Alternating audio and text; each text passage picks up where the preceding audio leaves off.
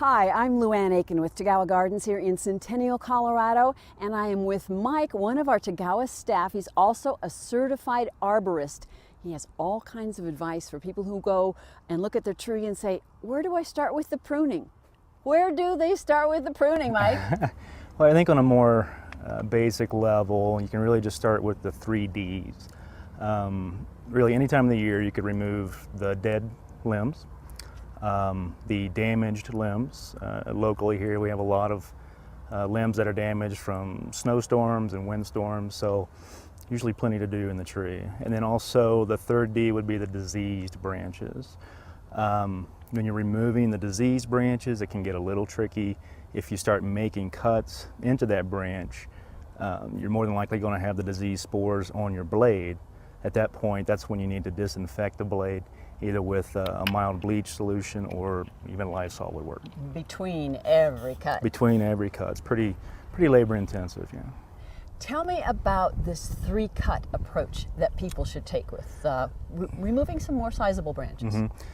It could be the more important lesson here. It's if you just if you decided for whatever reason that you need to remove a larger branch, if you just start cutting from the top, the weight of that branch is obviously going to pull the branch down, and it could really rip the bark all the way down the trunk, and that's just a lot of damage to the tree. So the 3-cut method is basically you come in from the bottom side, make a cut on the bottom. Close to the trunk, but close, not a little bit close to the trunk. That's going to eliminate any chances of peeling. You come out a little bit further, and we can show this later on. Come out a little bit further, make a top cut. That's going to cause the branch to fall off. And then that 3rd cut, you come back in and make a nice clean cut closer to the trunk, just outside the branch collar.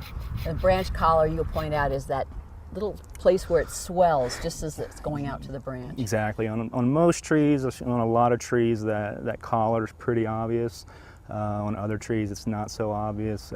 It's hard to find at times. Once that's taken care of, you can come through and kind of step back, take a full look of the tree, and a lot of times you'll see branches that are kind of growing inward toward the trunk of the tree, or branches that are kind of crossing each other, and as they mature and get wider, they're going to start rubbing on each other, and that's a perfect entry point for potential diseases. So what we'll do is come through, we'll just look at those. If there's a branch growing obviously toward the trunk of the tree, we'll prune it out. Here we have a smaller branch kind of crossing this tree here.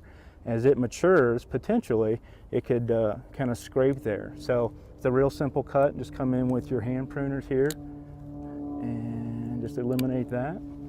And you've done a lot already to improve the tree. Up in the top of the tree, things get a little bit more complicated. You have some, what do you call those? Codominant leaders. The V's. The V's, yeah. For the people at home. Yeah, and honestly, especially your larger shade trees, that's just how they grow naturally. Here locally or along the Front Range with our heavy snowstorms and windstorms, more often than not, that's where your tree is going to break if you get a heavy snow load. So some really simple cuts. It's a challenge to get up into the tree and make these cuts, but as far as improving the structural integrity of the tree, 10 minutes in the top of a tree can probably extend the life of that tree by maybe 10 years. So. And can keep the homeowner from having to spend a lot of money on removing a fallen, broken tree a few years down.